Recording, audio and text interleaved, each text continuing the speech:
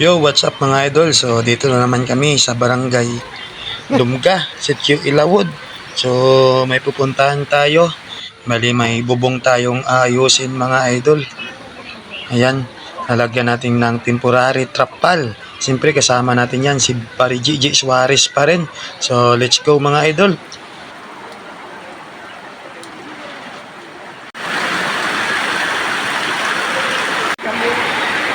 Shabu! Shabu-shabu. Panlumi. Mga idol, basa na kami. Pari Gigi. Pero malapit na natin matapos yung temporaring bubong. Trapal lang yung gamit namin mga idol.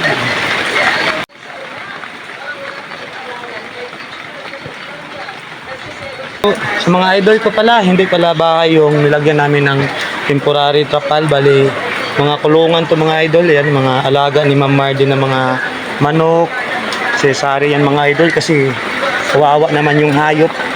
Ayan. Ayan. Kasi nasira yung pawid niya kasi nga lakas ng ulan at saka ano ba yan? Hangin. So kahapon yung bubong niya yung inayos natin ngayon.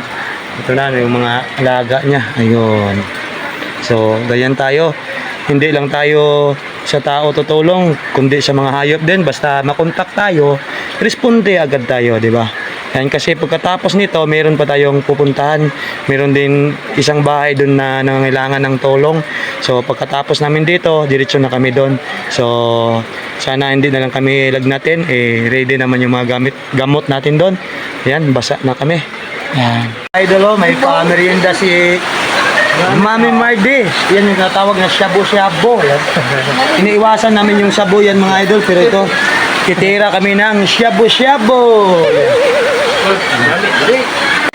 Mga idol, kain.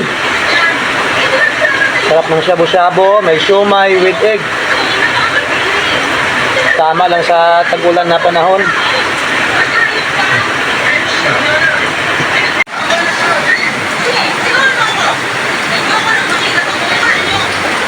Yan, may chicken putlong pa. Yan, thank you kay Mami Mardy.